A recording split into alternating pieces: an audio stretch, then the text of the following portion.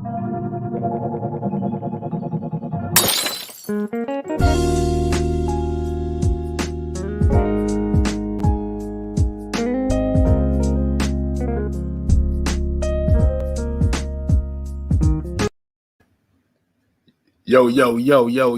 people, what it do? This is your boy, Six Man. I repeat, Six Man, K Styles, and this is the Six Man Convo. Welcome to my world. How the people doing today? Hey, that was just the debut of a new intro I just made. Let me know what y'all think about that, because I think that was pretty cool. See if we can get a couple more people in here before we go ahead and start. But you know how I have to do it. There's a few of y'all that may be in here already, and this is what K Styles calls the real roll call. Okay. So there's a lot of people that might be new to the channel. This is why I shout out to people that's already in here. And as we know, let's go down the list today, shall we? We got Mr. Bubble Gump in the building. We got Joseph Thornton. We got Deonta M. We got Michael Walker, Lyrics Mom. Man, stay away from the Henny. Not yet. Do it after the show. Or whatever. You do whatever you want to. Hey, we got Humble Brando. We got Raheem DeVille. We got Raymond Elder. Miss Maggie T is in the building. Y'all make sure y'all go ahead and support her and show some love.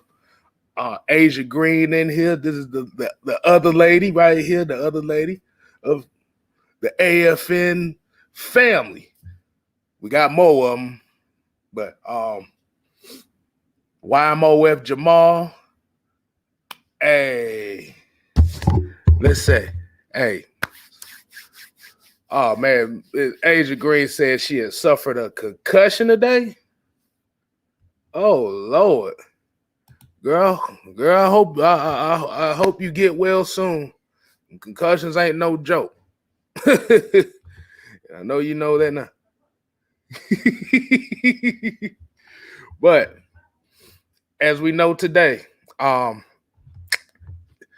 fortunately, it's a bye week for our Falcons. So we really have no dog in the fight this week as far as cheering and watching football.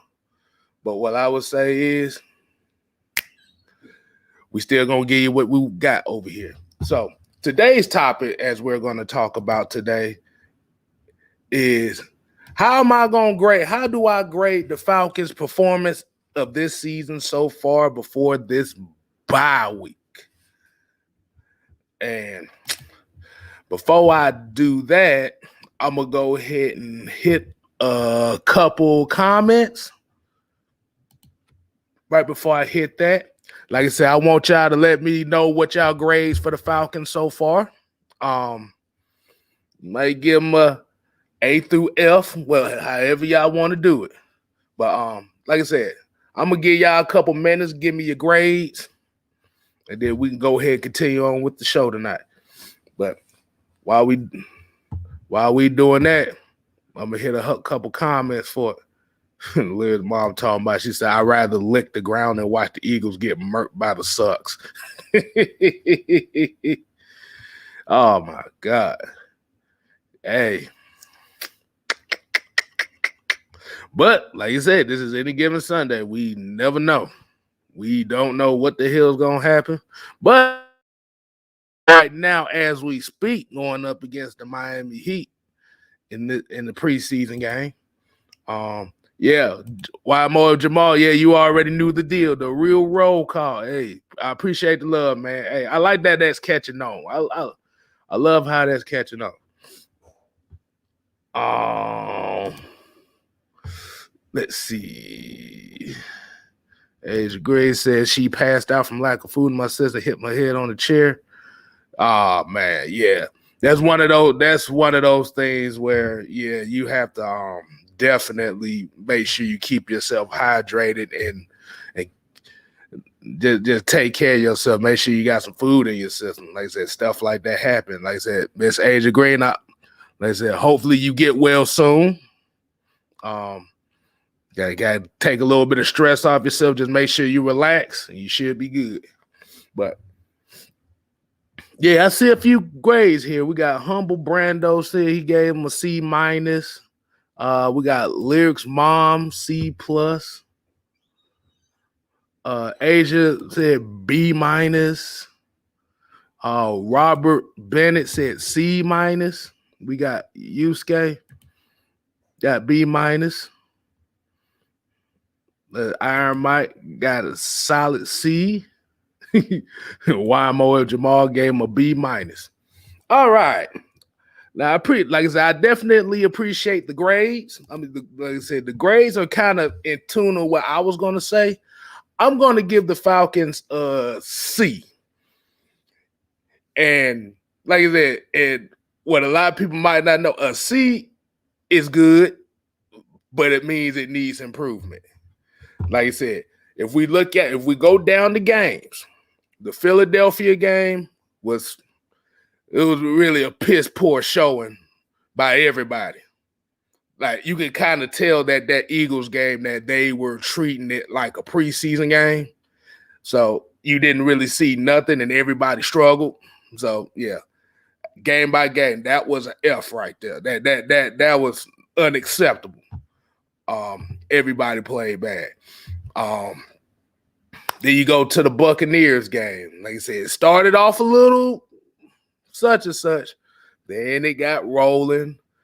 And then unfortunately you had the two pick sixes on Matt Ryan, which was unfortunate. But those are just one of those things where situational wise, that game,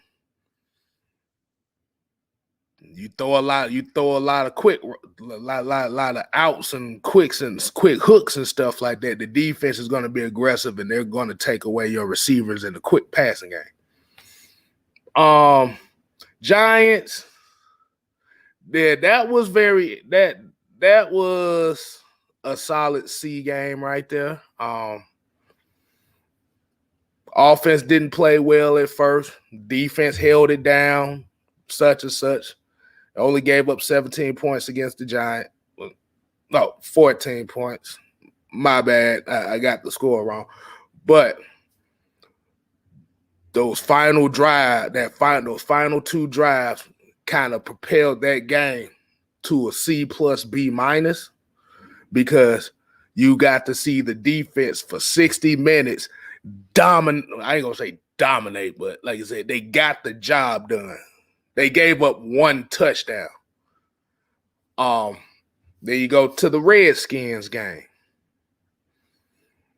Would have been an A game. Only problem is Washington came back and like I said, it just one of those things where if the offense didn't sustain the momentum like they did, and the defense couldn't stop them in the second half. So that would be kind of like a potential A game to a potential C minus game. And then we look at this past London game. You kind of saw the culmination of what this team could be as far as play calling, the type of offense that they want to be, and the defense. Defense really played really well because you have to remember with the Jets game, the only reason why the Jets got down the field was on a kickoff return and pass interference call. That was one of them Jesus duck balls that damn Zach Wilson threw. So you take away those two potential plays, there's a possibility that the Giants might not even score 20 points, to be honest with you. So I give that game a B plus, because you have to, and for a lot of people that'll say, well, it was just the Jets. We have to tell them, you have to beat the teams. We have to beat the team. I'm going to say this again. We have to beat the teams that we're supposed to beat. Don't let these folk tell y'all no wrong here. But I have to give my it may, like I said, a solid C is definitely good. Like I said, they got a lot to work on. Special teams had the last couple games, special teams coming out of halftime has been very, very ass. Let's just say that. Like I said, running game needs a little bit more consistency outside of Cordero Patterson, because Cordero Patterson is actually hitting holes and he's getting there. But you saw in the last game, you gotta tell they started stuffing the run and trying to take away the threat of a play action game. That's what the Jets did. So when we talk about run the damn ball, it got to be better. It has to be better. But they're doing just enough in critical situations to where it's still a threat. That's a good thing. The 3rd and 1s are getting picked up. We scoring touchdowns in the red zone. Like I said, from what they're talking about, we in the top 10 as far as red zone efficiency and touchdowns. Like you said, that keeps you in a lot of games right there. Not kicking those field goals in the red zone. Ain't no way in hell. This is one of the reasons why the Falcons have been struggling the last 4 years, is because of red zone efficiency. And like I said, you right now and Arthur Smith, like this bye week is very good for him, because like I said, you got Mike Pennell in there, you got Sean Williams in here. It gives these guys an extra week and a half to get acclimated to the systems here in Atlanta, to where they can be contributing for. We saw Mike Pennell in the Jets game. Mike Pennell looks way better. You know what? Yeah, I'm gonna have to do it tonight. And like I said, I know somebody asked about this before, but for a lot of people don't know what this is. This is what we call the Powder Toast Award. And basically what the Powder Toast Award means is this is somebody that just exudes absolute garbage. And I have to get that to Tyler Davidson, because I ain't even gonna tell you no lie. I ain't gonna tell you no lie. Half the time I be forgetting he's even on the field. I don't see his impact really in the running game at all. It wasn't run defense. Like I said, it's just one of those cases where it's like when we talk about football players and doing the little things can still show up when you're watching the game. Where it be okay, hold, like let's say, especially as a defensive tackle, is holding that guy so the linebackers can get free. Crashing a gap or something like that. I didn't see. I be honest with you, I haven't really seen it from Tyler Davidson all damn season, to be honest with you.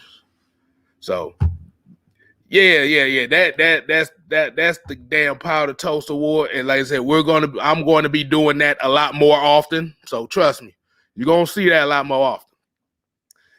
Most of the time, it just might not be on here. This might be Atlanta Falcons thing, but it just depends. But who I would definitely give the MVP of the first 5 games to is everybody knows where this is going. The MVP is Mr. Cordero Patterson right now, because he has been the guy that has stood out more than anybody else. You've seen his impact. He's getting in the end zone. He has 5 touchdowns in 5 games. That's the thing about that. That's a touchdown a game. Whether it be running the ball or receiving the ball or catching passes. Like this right now, as it stands out, this is Matt Ryan's security blanket right now. If he needs somebody to make a play, call on number 84. call on Flash. And it seemed like he's been getting the job done on a consistent basis. And this is what the Falcon fans are loving right now, because you actually have and I like the quote that he used. He says, "I'm not a wide receiver. I'm not a running back. I'm just an athlete." And like I said, and looking at him on the field, he ain't lying. He is not lying at all. But let me go ahead and get a few of y'all comments here. Like I said, appreciate 706 DSGB for tuning in. Joe Houston, Yusuke Knight. Appreciate y'all coming in. Matt Jones, Marcus Bell, Andrew Botto, Tony Wright. Hey, shouts out to Noah Tyndale. Like I said, he had another great show last night. That's your fantasy football guy of AFN. Wednesdays at 10:30. Y'all make sure y'all tune into that.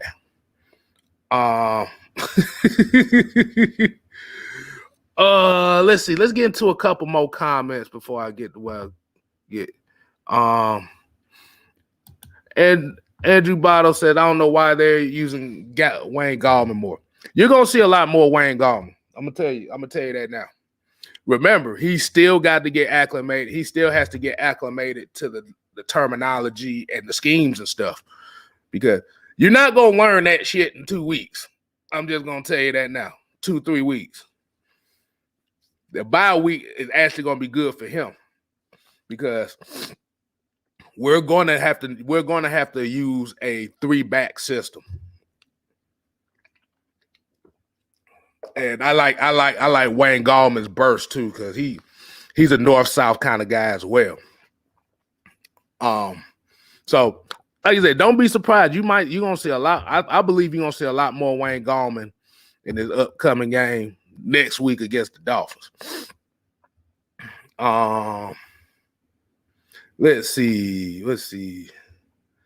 Robert Bennett said, "Can we have a drive where we score on the first drive instead of field goals?" Yeah, that is what hurt in the Washington game. Was the 15-yard drive at the beginning, but they kicked the field goal instead. Yeah, like I said, I would like to see that more. Like once we get into the mindset, once this team gets into a mindset of getting off to that fast start. That's how you get off to a fast start, because if you score first, you already put the other team at a disadvantage. You gotta force them to make a play. And like you said, and looking back at that Washington game, they lost 34-30.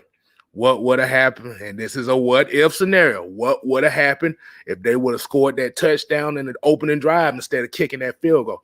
Those 4 points came to bite us in the ass. So, yeah, they just need to consistently get off to a fast start. That's what we're looking for. Let's see. Rob said, "Now I give Tyler to just pass out the Gatorade Bro Award. I'm gonna find me one. I'm gonna find a Gatorade boy. You just gave me an idea, man. I appreciate that. You just gave me an idea.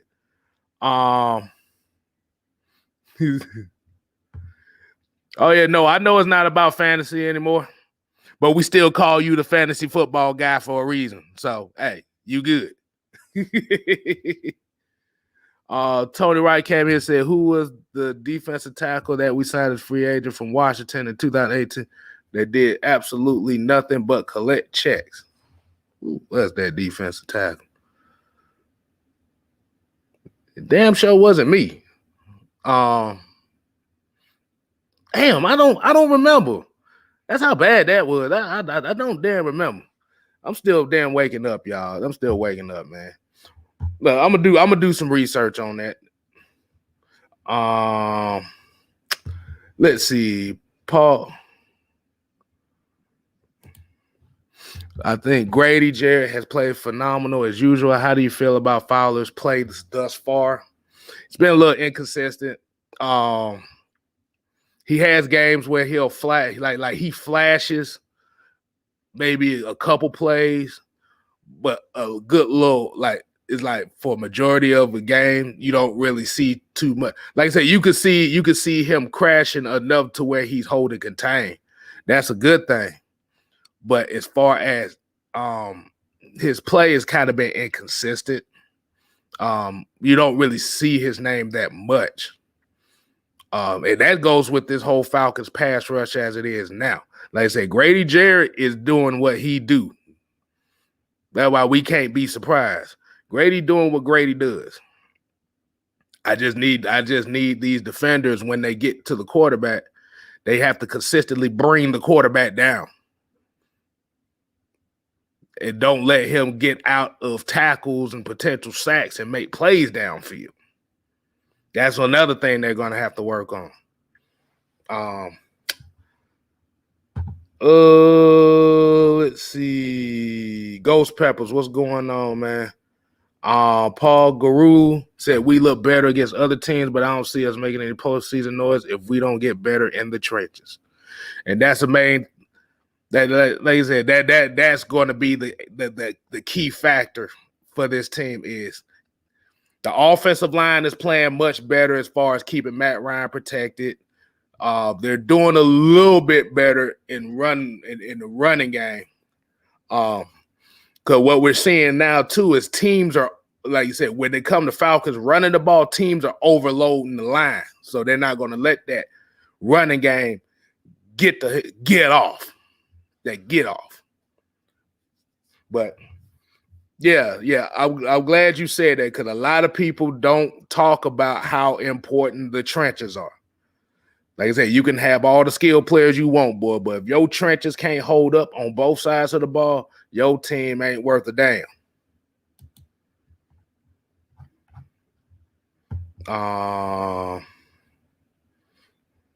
Andrew Bob said it's going to take Fowler's spot soon. You heard it here first.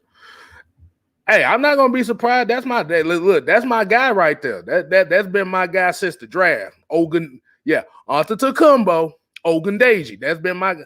And you can go back right after the draft, and I tell you that. I might show y'all. I might show y'all in the next show. Just to say, okay, yeah, I said I like this guy.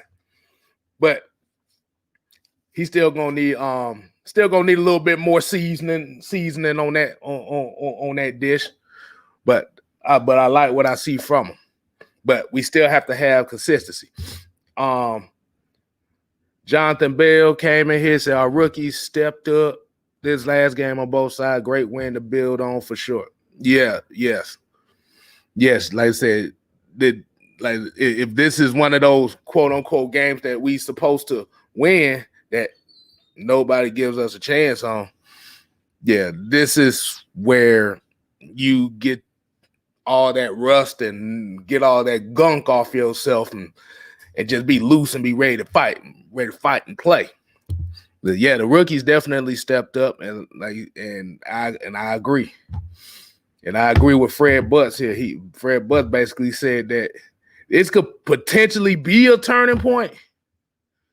It could be a potential turning point, but in reality, we're after this bye, we are literally going to be coming up on a very interesting part of the schedule because we got not only do we have the Dolphins, we got the Panthers, we got the Saints, we got the Cowboys, the Patriots. Yeah, so like I said, we're going to come up to a very interesting part in our schedule. Let me make sure I said that right. Okay, yeah, I did say that right. So this is going to be a very interesting part of the Falcon schedule, and like this is where we're going to test this is where Arthur Smith, Dean Pease, and the whole coaching staff metal's going to get tested right after a bye week because we got to see the adjustments. And like I said, it's the one plus that I've been seeing this first 5 games is adjustments.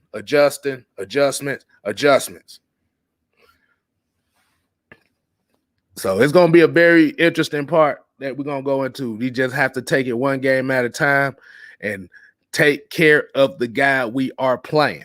The team that we're playing. I ain't mean the same guy, but Cordero Walker, what's going on, man? Yeah, I see y'all about to come. Y'all about to be on here in about another hour or so. Y'all might stomp the shit out the Eagles. I wouldn't be damn surprised. But appreciate the love, man. Appreciate the love. Let's see. Cause I'm gonna make sure I ain't gonna try to be too long today. Cause like I said, it's about we ain't really much to talk about, but we doing what we gotta do here. Asia Green said we finna beat Miami next after the bye week. We can't take Miami lightly. No matter how bad they are, we can't take none of these teams lightly right now. Like you said, if this was a case where if the Falcons would have took care of business, situational football in the first 5 games, if you really take away that Tampa game, we should have been at least a 3-2 team. Lyric's mom here says Mayfield's gotten so much better. Yes, he has. And like I said, that's the mental toughness that we was looking for from him. Like you said, we won. He had a bad week 1. I mean, like, Lord have mercy. It was to a point where people wanted his ass up out of here. Just after that first game. Week 2, saw it get better. 3, 4, 5. And it was like the more that Jalen Mayfield got better, the less Matt Ryan got hit. I'm just gonna say that right now. Sanchez. Let's see. Sanchez Deal said we need that big DN from Texas A&M coming up in this draft. I gotta see who you talk about. I'm gonna definitely take a look at him. I know the most popular thing right now is Jordan Davis out of Georgia. That's the get him by any means necessary pick right there. But I'll take a look at that guy right there. I haven't really seen too much of Texas A&M this year because as a Georgia Tech fan, I'm in a house full of Georgia Bulldogs fans, so it's usually just these 2 teams we watching, and the occasional homeboy USC game. So yeah, I agree. Miami is not that bad. It's not a bad team. It's just a team that just they got a lot of young pieces. So this is definitely a team you don't never take light. This was originally what we're gonna say one of my trap games out of their schedule because we don't know. You don't really know the full potential of that Miami team. Let's see. Jonathan Bell here said they went from 8 sacks the previous week to 0 sacks the next. O-line did a great job though. That's it. It's all about improving. You gotta improve. That's the main thing we look for. Like I said, I still have this as a 10-17. Is that a playoff spot? Maybe not. But like I said, as long as the consistency stays there, we good.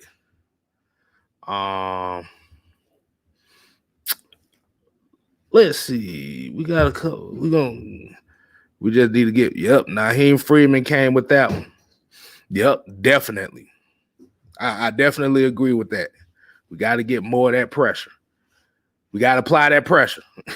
Ain't that what the females like to say nowadays? That's supposed to be like some bad women or something like that.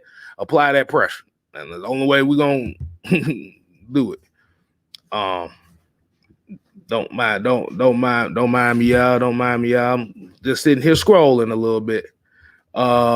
Tony Wright came here and said, move Cordero Patterson, number 1 receiver spot, Calvin Ridley, the number 2, Zacchaeus 3, Tajay Sharp, and trade Russell Gage. No, Cordero Patterson doesn't need to be the number 1 receiver. Because you have to look at the way that they use the formations. The formations, you really don't have a number 1 receiver as far as how they line up anyway. And plus, I want Cordero Patterson to stay at that running back spot because he gives you that extra dynamic. Like I said, that's that dynamic of unpredictability. So I wouldn't move Patterson to the number 1 wide receiver spot. But like I said, what I would do is if Calvin Ridley comes back, Yeah, that's gonna be tough too, because like I said, you want to get Russell Gage in there because Russell Gage has been the last couple years has been kind of like that reliable third down guy, but it's just gonna depend. I'd rather have Calvin Ridley in the slot, to be honest with you, because he's going to need to be in a position to where they can be creative enough to get him open with those routes that he like. Because Calvin Ridley, he's an out and an outside hitch guy. He basically runs the same routes that Marvin Harrison used to run in Indianapolis. That's what he's comfortable with. But Russell Gage, like I said, I can't trade Russell Gage right now. Like you said, that's been one of the most reliable receivers Matt Ryan has had the last couple years. I can't trade him for nothing. But the main thing you're going to see is you're going to see a lot more Kyle Pitts, because Kyle Pitts had a 90% catch rate, a 90% catch. They targeted him 10 times. He caught the ball 9 times. So you're going to see a lot. And that's the thing with Kyle Pitts in the game that he has. You're going to see a lot more of him. You're going to see a lot more Hayden Hurst. So it's going to be kind of tough to really figure out who's going to be wide receiver 1, 2, 3, 4. Hold on. Let's see. The King, what's going on, man? What's going on, man? I'm gonna ask the King, man. How do you feel about Geno Smith being your starting quarterback, man? Because I know it's unfortunate about Russell Wilson. It always seemed like anytime somebody hit Aaron Donald in the helmet, they end up breaking fingers. So, but appreciate you joining us, showing some love, man. Definitely. Let's see.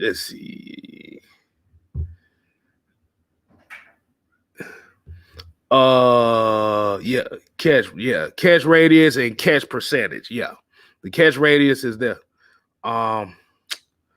Sanchez, hold on. Let me get a new one right here.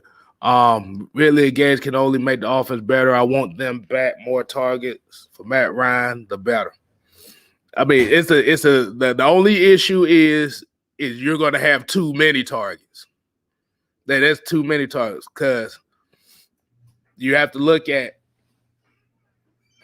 it like this. As you saw the last couple weeks, once you started seeing more Kyle Pitts and more Hayden Hurst being involved in this offense, it opens up a lot for everybody. Because now you have a threat in the middle of the field. Because you have to think, even though Kyle Pitts lines up on the outside, he's been getting in the slot. He's been getting a lot of his catches from the middle of the field. Like I said, that's one of the most. Like I said, it's that's the most spacious spot on the field to throw the ball to. You take care of that, it opens up outside. So it's going to be interesting, because you can't throw out 6 wide receivers. Well, technically you do with Cordero Patterson, but if he's out, no, you can't. You can't throw out no 6 wide receiver sets. So it's going to be tough. Like, people are going to have to earn their playing time now.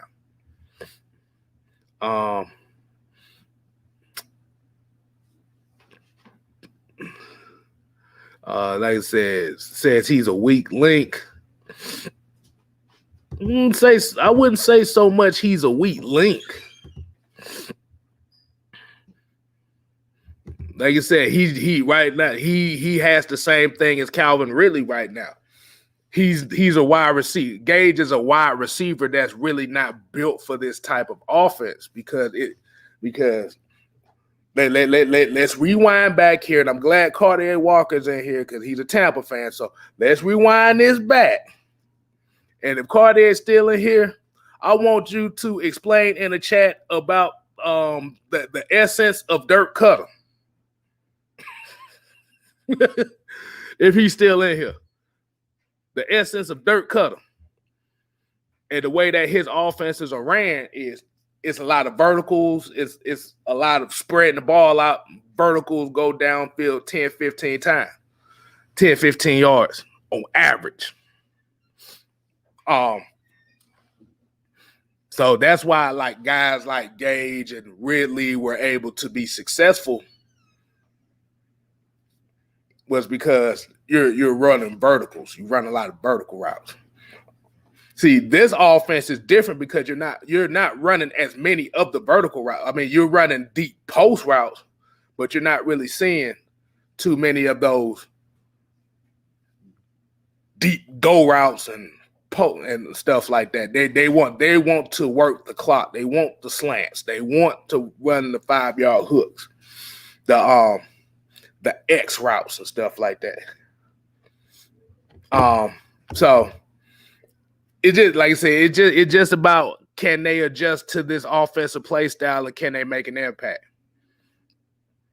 Because one thing I will say about Gage, and I'm gonna give Gage a whole lot of credit, he took some hits last year that was like damn, I'm surprised your ass didn't get knocked out for the season. So he's tough. He has the mindset of what Arthur Smith want in a wide receiver, but he just doesn't have really the size. But I believe that he can be able to find a niche, hopefully find a niche.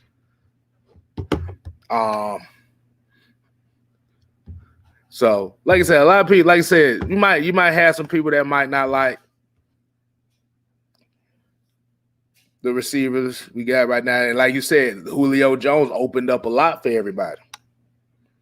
But that's what the offense was. The offense was basically predicated for Matt and Julio to really just be the main focal point of it. Because remember, you didn't really have impact from the tight end position. That's another thing we didn't talk about. You didn't have really no big impact from the tight end position, even though Hayden Hurst did score 6 touchdowns last year. Most of those damn games, you forget he was even on the damn team because they didn't throw it to him. AJ Evans, appreciate you joining, man. He said C+ season has been mixed bag, show progress, but a few plays gone our way, we'll be over 500. Yeah, I definitely agree. But like I said, that comes with, like I said, smart situational football, that small intricate details. That's what it comes down to. And it's just unfortunate that we didn't take advantage of those opportunities. So that's why we're 2-3, and really instead of 4-1.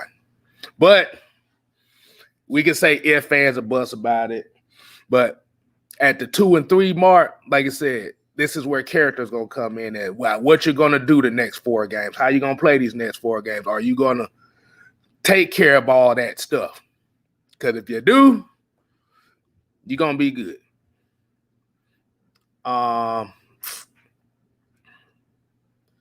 Let's see. We got a couple more comments in here.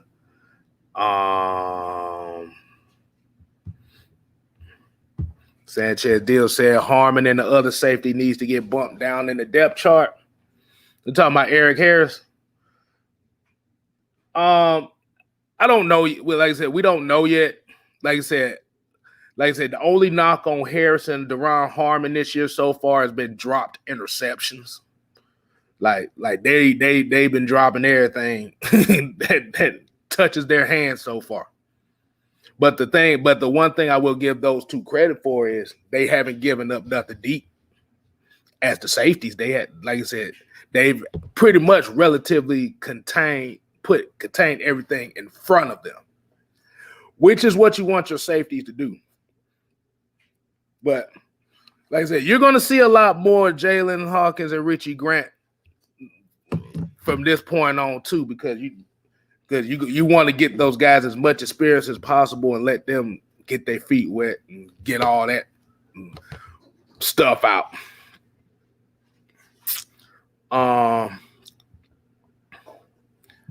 JC 730. I view this team in a lens, compare them to last year 5 games. We're 0-5 this year. We're 2-3 improvement, if you ask me. Yeah, the reason why the Falcons was really 0-5 last year was that situational football that we didn't take advantage of. Yeah, think about it. You had to think about the adjustment of Jabal Adams blitzing 99% of the time against when we played the Seahawks, and nobody having Luke Stalker on that side being an extra blocker, getting everybody killed back there. Don't remind me of the damn Cowboys game with the onside kick. Don't remind me of Todd Gurley scoring a touchdown and the defense giving up a touchdown in 50 seconds and 75 yards on 4 throws to a Lions team with no timeouts. Like I said, it was a lot of games these last few years to where it was situational football that should have been taken care of, to where we left wins on the table.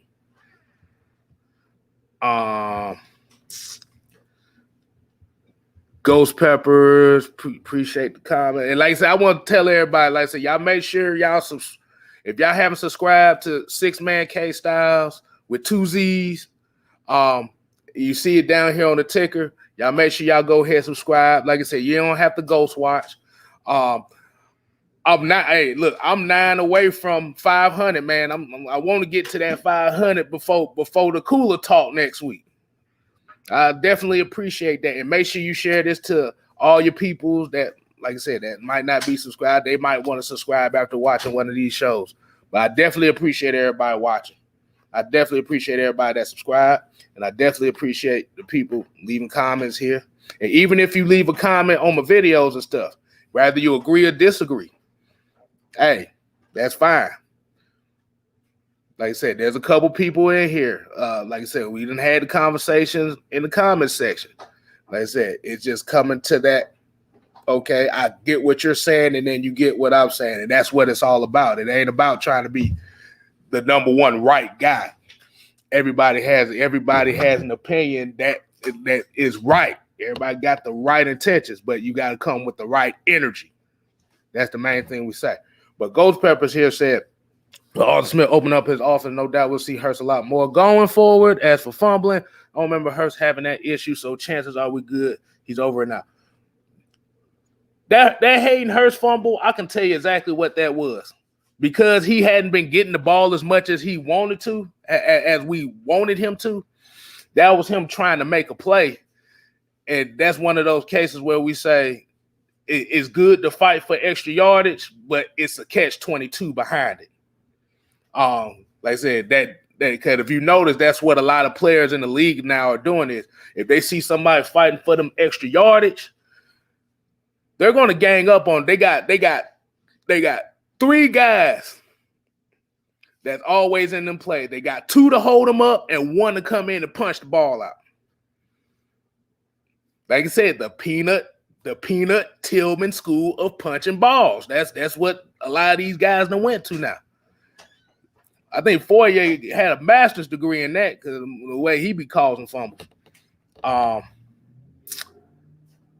Marcus Allen, what's going on, man? Blizzard Wolfgang, what is happening?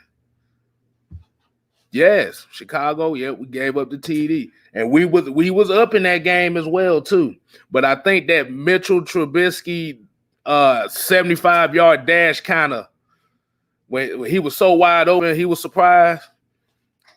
That was a tipping point in the game, and that's the one thing we have to prevent these plays, these little small plays that look menial from happening because those are usually the momentum shifters. Oh man, Raheem DeVille, what's your thought on this John Gruden situation and who's the biggest threat on Miami? Oh boy. Chucky.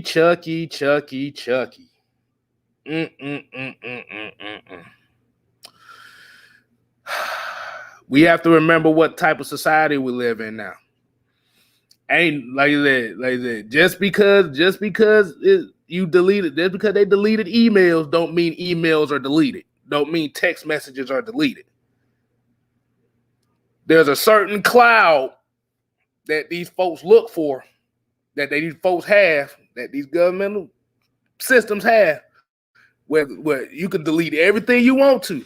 It's going straight to this cloud, and anybody could bring that up. But it's crazy though. It's crazy. It went from the Washington football team and the whole Dan Snyder situation to John Gruden coming out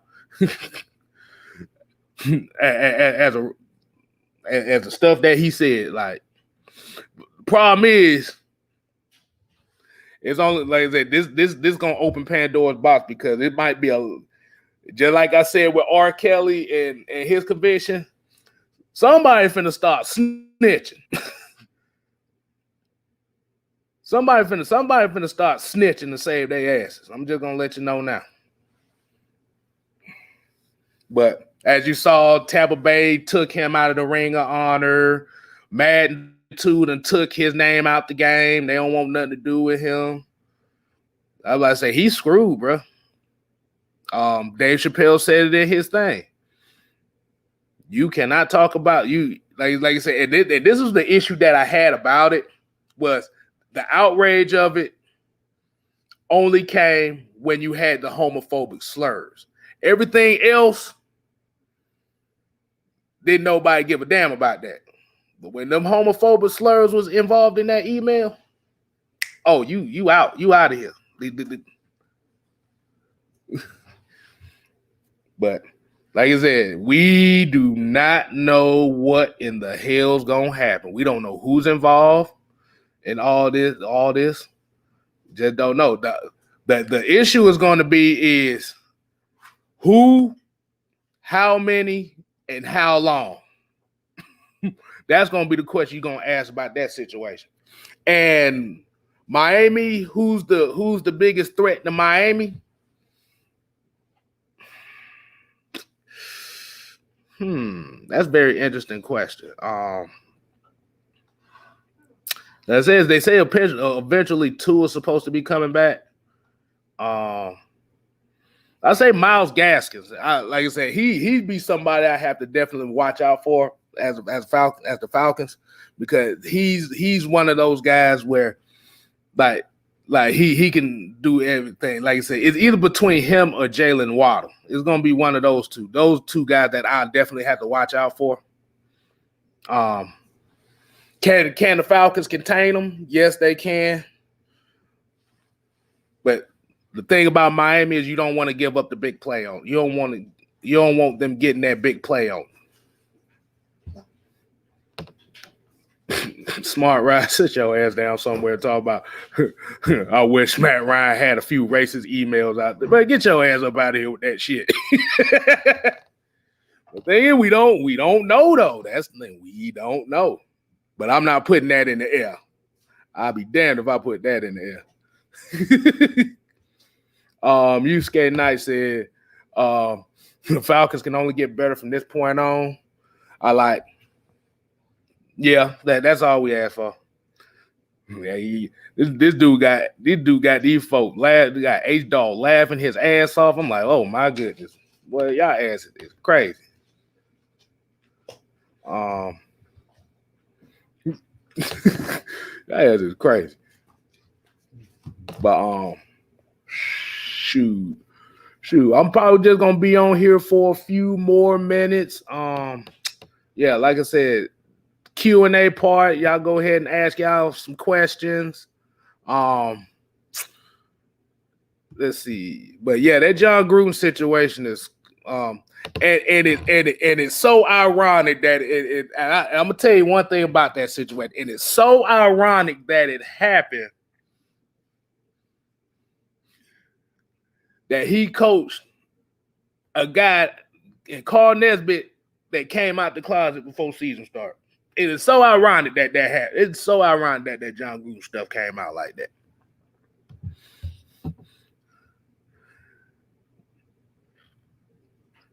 But yeah, Smart Ride. You can't put that energy out there, bro. Like I said, even if you can't do that, that's definitely wishing bad on somebody. Either if you're joking or not, that's not a good thing. But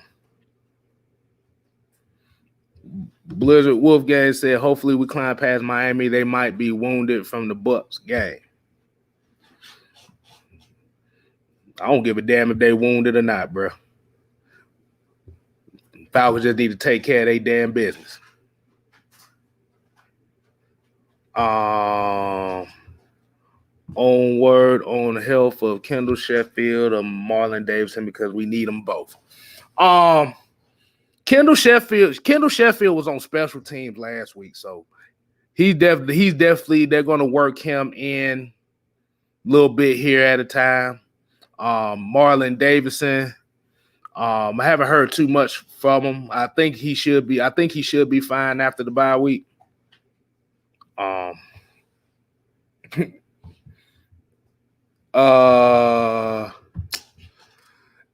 After the bye week, do you think we'll finally see Anthony Rush get any snaps?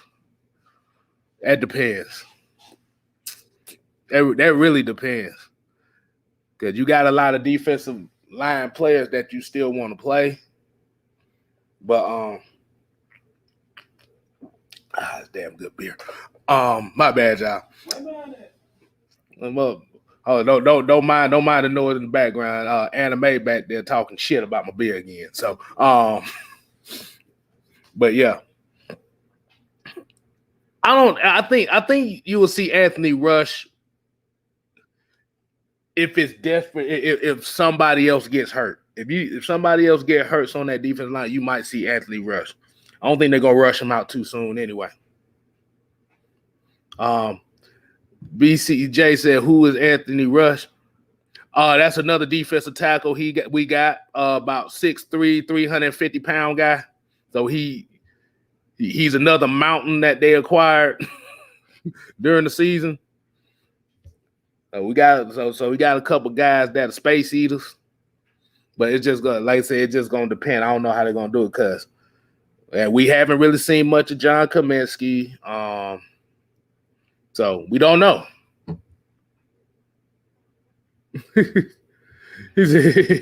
Noah said, "Careful how much you drink. You don't want to end up like me." But please.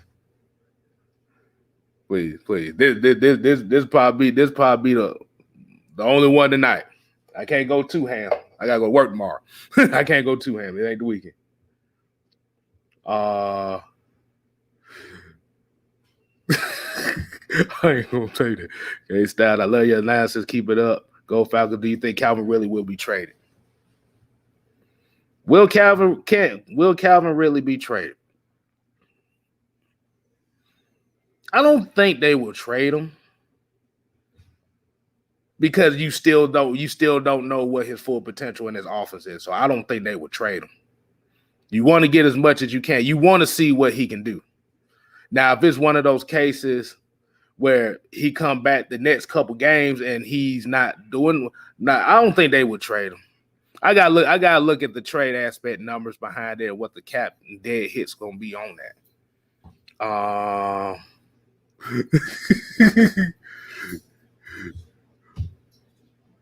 Oh no, I know. Shoot, I do the same thing. Shoot. That's why I look tired right now. Shit, I just got up from a nap working all day.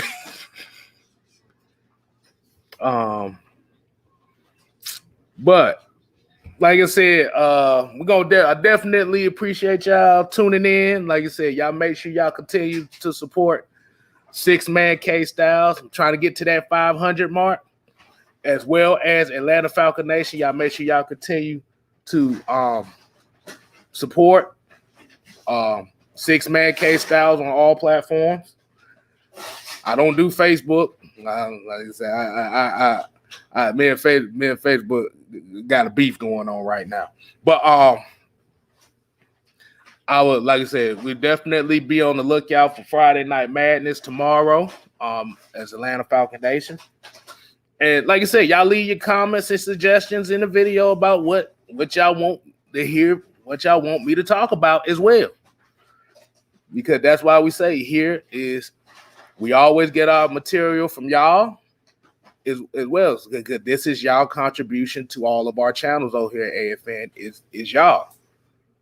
So definitely appreciate it. Like I said, 6Man K Styles, YouTube, Twitter, Instagram. That's all I gotta say, man. And as we say here at Atlanta Falcon Nation, ain't here to play, you here to stay. Ain't gotta go home. Ain't gotta go home, but you gotta get the hell up out of here. Deuces. Ah.